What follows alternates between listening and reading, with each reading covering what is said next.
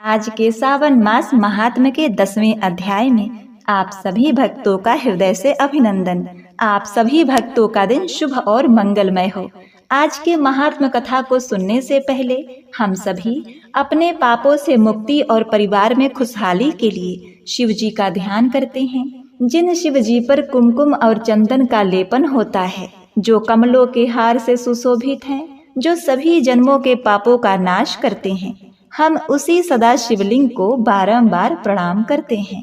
क्षीर सागर में शेषनाग पर शयन कर रहे भगवान श्री विष्णु जी से माँ लक्ष्मी ने पूछा, हे स्वामी, आप सदैव महादेव को भोले भंडारी कहते हैं, आज मुझे भी उनके भंडारे भरने का कोई वृत्तांत कहिए। माँ लक्ष्मी के इन मधुर वचनों को सुनकर तो जैसे नारायण फूले न समाये, तुरंत उन्होंने मन ही मन महादेव शंकर भगवान का ध्यान किया और बोले, हे देवी लक्ष्मी, क्या तुमने कभी उस बालक के बारे में सुना है जिसने अपने जीवन में कभी दूध का स्वाद तक नहीं चखा, फिर भी केवल नमः शिवाय के उच्चारण से भगवान भोलेनाथ ने उन्हें क्षीर सागर ही प्रदान कर दिया।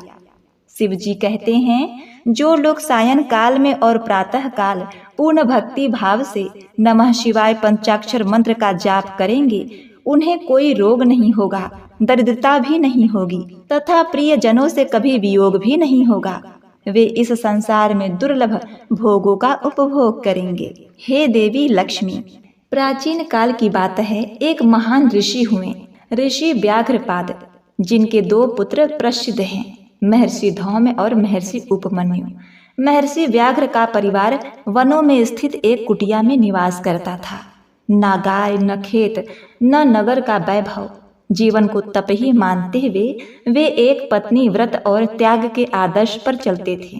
परंतु हर त्याग में एक कोना ऐसा होता है जहाँ मोह बिना निमंत्रण के घर करता है, और वह कोना अक्सर संतान होती है।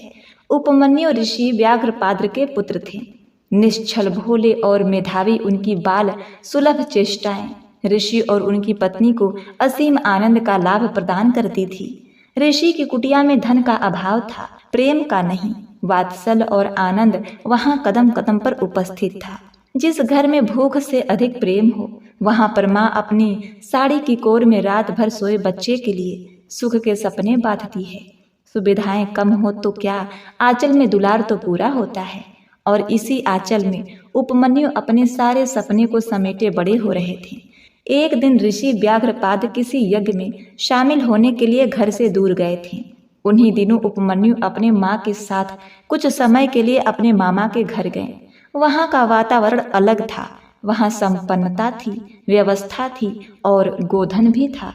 मामा के पुत्र यानी उपमन्यु के ममेरे भाई प्रातः काल गौ माता के स्वादिष्ट दूध का पान कर रहे थे, और जग से भरी हुई कटोरियां गर्मा गर्म दूध की महक और वह अद्भुत स्वाद, यह सब उपमन्यु के लिए एक नवीन अनुभव था। वे मासूम आंखों से टकटकी लगाए उन्हें देख रहे थे। एक बाल सुलभ आकांक्षाएं उनकी आंखों में झांक रही थी। मामी ने यह देखकर शिष्टाचारवश उन्हें थोड़ा सा दूध थमा दिया, पर जितना दिया गया वह उनकी आंखों और आत्मा के संतोष के लिए कम था। आत्मा तृप्त रही, पर स्वाद उनके हृदय में स्थायी रूप से बस गया। घर लौटते समय उपमन्यु की चाल में कोई चंचलता नहीं थी।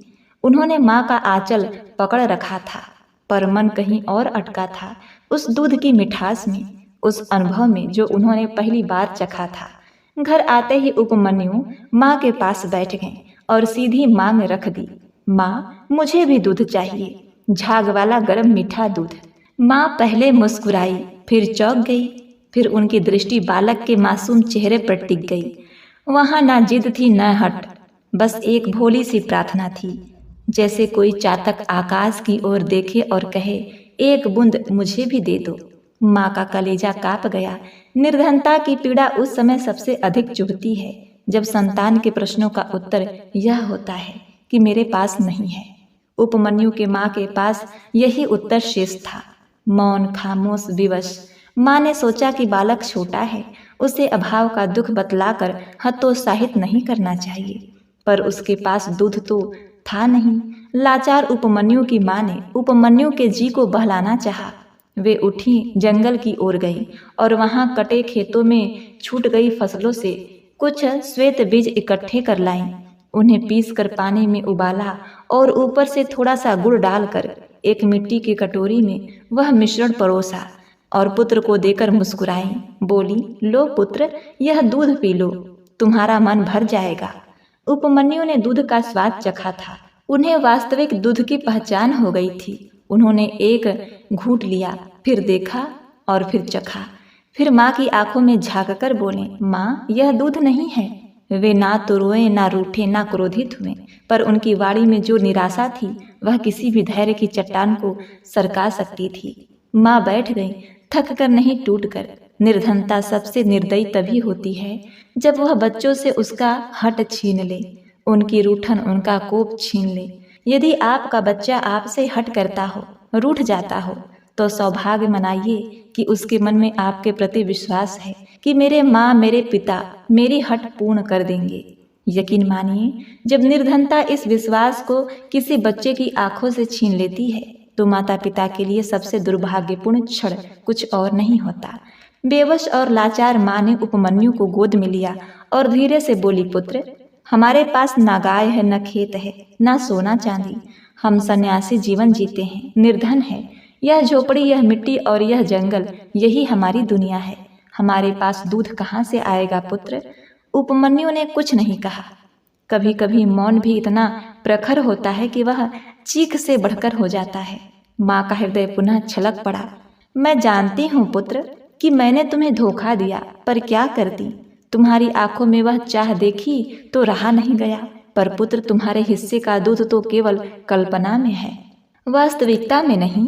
उपमन्यु के पिता एक महान शिव भक्त थे। उपमन्यु ने जब से संसार को देखना आरंभ किया था तब से शिव जी की भक्ति देखी थी। जब से ध्वनियों को पहचानना शुरू किया था तब से भगवान भोलेनाथ की महिमा का श्रवण किया था। वे कुछ देर तक बाहर देखते रहे, उस आकाश की ओर जो सबका होता है। फिर उन्होंने माँ का हाथ थामा और गंभीर स्वर में बोले, क्या शिव जी के पास दूध होगा माँ? माँ ने उसके मासूम दृष्टि में असीम गहराई देखी। वहाँ एक जिज्ञासा कौद रही थी कि संसार में सच्चा आश्रय कहाँ है। माँ ने कांपती आवाज में कहा, शिव सबके हैं, वे त्रिलोक के स्वामी हैं, उनके पास जो मांगो सब मिलता है। तुम उनसे सच्चे हृदय से दूध मांगोगे तो वे तुम्हें क्षीर सागर दे देंगे। यह वाक्य कोई उपदेश नहीं था, बल्कि परम सत्य था। उससे बढ़कर यह उस निर्धन माँ की अंतिम आशा थी जो अपने आंचल में दूध नहीं रख पाई, तो शिव जी का नाम रख दिया। उपमन्यु ने पूछा, माँ, शिव जी को कैसे बुलाते हैं, उनसे वरदान कैसे मांगते हैं?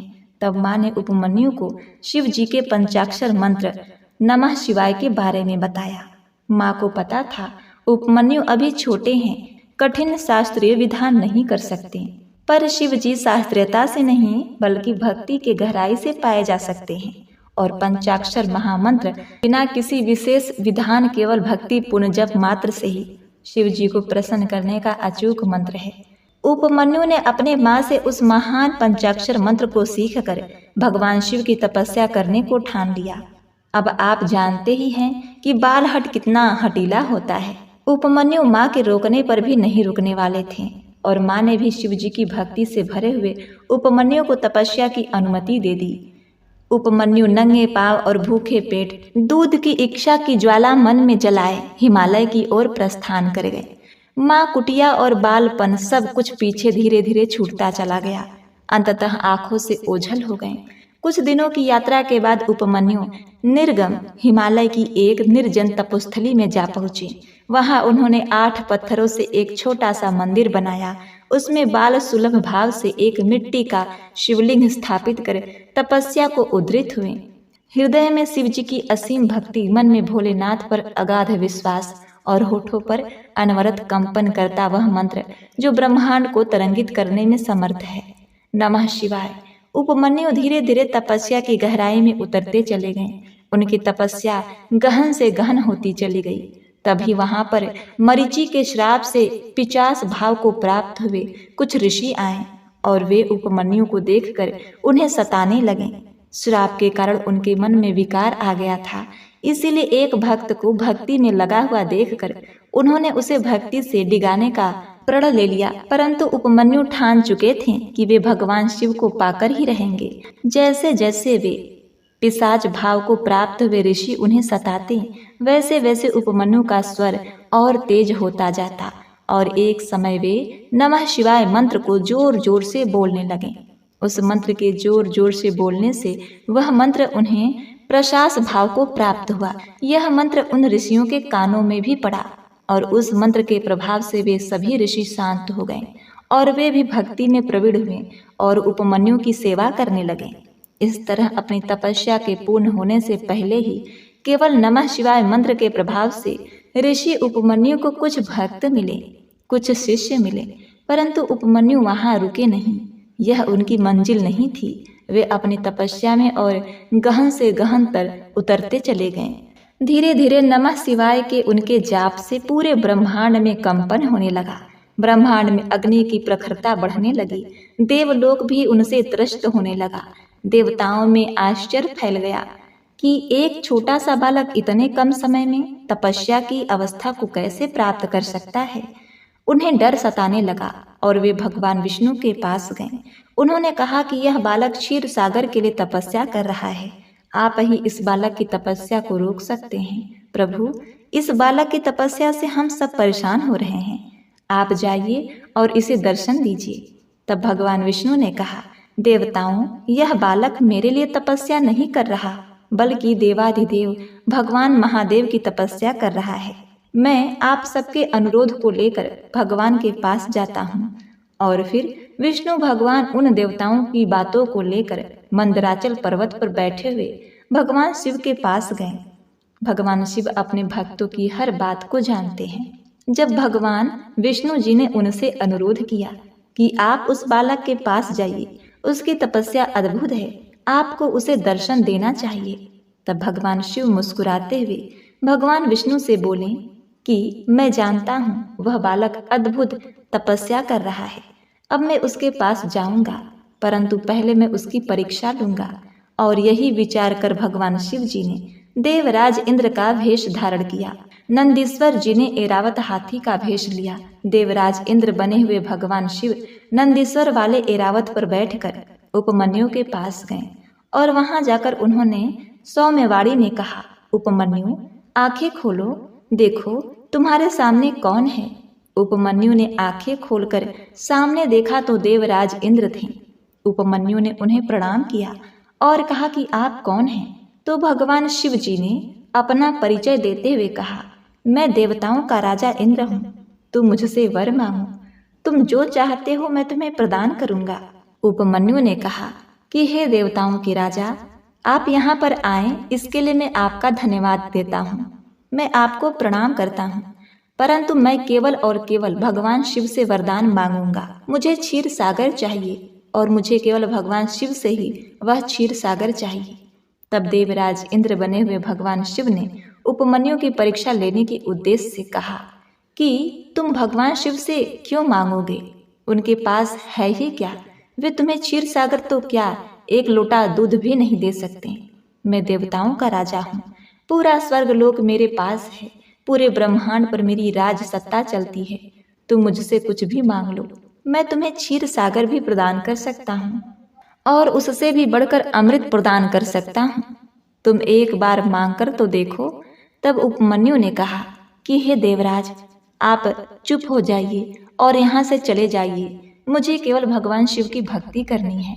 तब देवराज इंद्र एक कदम आगे बढ़ाते हैं और उन्होंने शिव जी की बुराई करनी आरंभ कर दी कि वे तो दिगंबर हैं, वे तो शमशान में रहने वाले हैं, वे इसी तरह भूत प्रेतों से घिरे रहते हैं, वे भला तुम्हारी भक्ति की महत्ता को क्या समझ पाएंगे। इसी तरह अत्यंत ही कटु बात कहते हुए जो देवराज के रूप में थे, उन्होंने अपनी ही बुराई करनी आरंभ कर दी।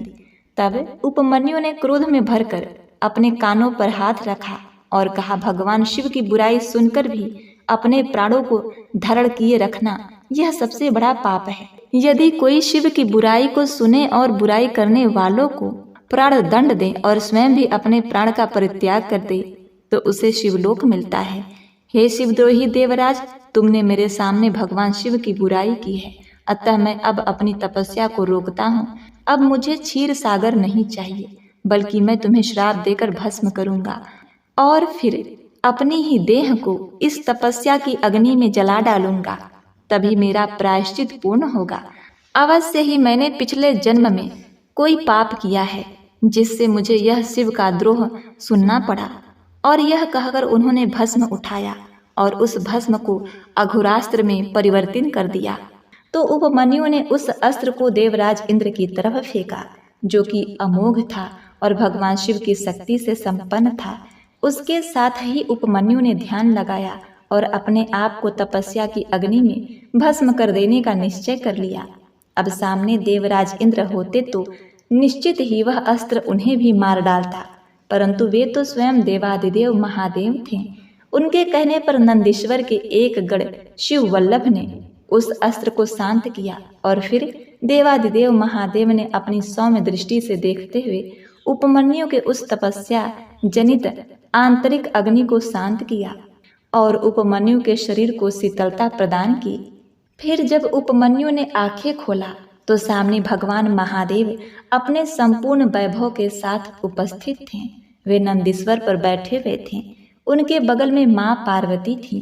उनके हाथों में त्रिशूल और डमरू सुशोभित हो रहे थे। गले में सुंदर सर्प थे और मस्तक पर अर्धचंद्र सुशोभित हो रहे थे। उपमन्यु ने सामने साक्षात भगवान शिव को देखकर अत्यंत हर्ष से भरकर उन्हें प्रणाम किया। वे धरती पर लौट गए और बोले, भगवान, मेरी तपस्या पूर्ण हुई। मेरी सारी इच्छाएं आपके दर्शन मात्र से ही पूर्ण हो गई। तब भगवान ने कहा कि उपमन्यु, तुम मेरे अनन्य भक्त हो। तुम मुझे उतने ही प्रिय हो जितने कि कुमार कार्तिकेय और गणेश प्रिय हैं। प्रिय भक्तों, उन्होंने माता पार्वती से कहा कि पार्वती, आप इस बच्चे को गोद में लेकर प्रेम कीजिए, यह हमारे पुत्र के जैसा है। और इस प्रकार भगवान शिव जी ने बिना मांगे ही उस नमः शिवाय मंत्र के जाप को करने वाले उपमन्यु को अपना पुत्र पद प्रदान कर दिया। तत्पश्चात उपमन्यु ने कहा, भगवान, मैं तो क्षीर सागर पाना चाहता था, पर आपके दर्शन से मुझे संतुष्टि मिल गई। अब आप मुझे यही वरदान दीजिए कि मैं और मेरा पूरा परिवार शिव भक्ति में लगा रहे। इस पर शिव जी ने तथास्तु कहकर कहा, अवश्य ही तुम्हें और तुम्हारे संपूर्ण परिवार को मेरी भक्ति प्राप्त होगी और साथ ही उन्हें अनंत काल तक किसी भी तरह की धन धान्य की कमी महसूस नहीं होगी। उन्हें अमृत से लेकर हर तरह के खाद्य पदार्थ उपलब्ध होंगे। तत्पश्चात भगवान ने उन्हें पाशुपथ ज्ञान दिया और उन्हें पुत्र पद प्रदान कर कहा और उन्हें पुत्र पद प्रदान कर वहां से अंतर ध्यान हो गए। उपमन्यु उस हिमालय पर अपनी कुटी बनाकर भगवान शिव की भक्ति करते हुए रहने लगे।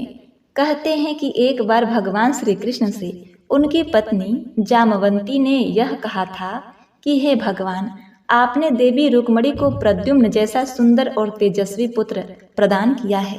मैं भी आपकी पत्नी हूँ और मुझे भी यह अधिकार है कि मैं आपसे ऐसा ही पुत्र मांगूं और आपका भी कर्तव्य है कि आप मुझे ऐसा पुत्र प्रदान करें। तब भगवान श्री कृष्ण जी ने जामवंती को तथास्तु कहा और एक तेजस्वी पुत्र की प्राप्ति के लिए हिमालय पर भगवान शिव की तपस्या करने के उद्देश्य से आए। जब वे हिमालय पर आए तो उन्होंने उपमन्यु ऋषि के आश्रम को देखा, जो कि बालपन से ही बड़े अलौकिक दिख रहे थे। तब श्री कृष्ण जी ने उन्हें प्रणाम करते हुए अपनी इच्छा बताई। तो उपमन्यु ने कहा कि आप सांभ सदा शिव जी का जाप कीजिए, उनकी महिमा से आपको अवश्य ही ऐसा पुत्र प्राप्त होगा। तब भगवान श्री कृष्ण जी ने सांभ सदा शिव जी का मंत्र जपा और फिर उससे भगवान प्रसन्न हुए। जो पुत्र जामवंती को भगवान की इच्छा से मिला उसका नाम सांभ रखा गया। तत्पश्चात भगवान श्री कृष्ण पुनः उपमन्यु जी के पास आए, उन्हें प्रणाम किया। उपमन्यु ने कहा कि हे भगवान, आप स्वयं प्रणाम के योग्य होकर भी मुझे इतना आदर, इतना सत्कार दे रहे हैं, यह मेरे लिए गर्व की बात है। तब श्री कृष्ण जी ने कहा, हे बालक मुनि, मैं आपको गुरु के रूप में स्वीकार करता हूँ। आप मुझे पाशुपत ज्ञान बताइए, ऐसा ही भगवान शिव जी ने मुझसे कहा है। तब प्रसन्नचित्त होकर उपमन्यु जी ने भगवान श्री कृष्ण जी को यह पाशुपत ज्ञान बताया जो कि भगवान शिव जी ने उन्हें प्रदान किया था, और इस प्रकार उपमन्यु भगवान श्री कृष्ण जी के गुरु बने और भगवान शिव की कृपा से उन्होंने परम पद को पाया। तो प्रिय भक्तगणों, आपने देखा कि पंचाक्षर महान मंत्र की कृपा से किस तरह से उपमन्यु भगवान शिव के पुत्र पद को प्राप्त हुए और भगवान श्री कृष्ण के गुरु पद को। यह दोनों ही पद अत्यंत महान हैं। तो प्रेम से बोलिए नमः पार्वती पते हर हर महादेव, ओम नमः शिवाय। प्रिय भक्तों, आइए अब श्रवण करते हैं भगवान शिव जी की आरती। ओम जय शिव ओंकारा, स्वामी जय शिव ओंकारा, ब्रह्मा विष्णु सदा शिव अर्धांगी धारा। ओम जय शिव ओंकारा, स्वामी जय शिव ओंकारा, एकानन चतुरानन पंचानन राजे, हंसानन गरुड़ासन वृषवाहन साजे। ओम जय शिव ओंकारा, स्वामी जय शिव ओंकारा, ओम जय शिव ओंकारा। दो भुज चार चतुर्भुज दस भुज अति सोहे, निर्गुण रूप निरखते त्रिभुवन जन मोहे।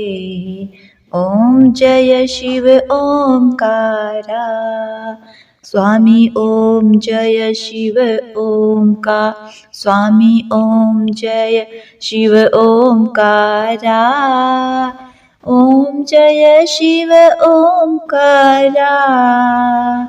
अक्षय माला वन माला मुंड माला धारी, त्रिपुरारी कंशारी करमाला धारी।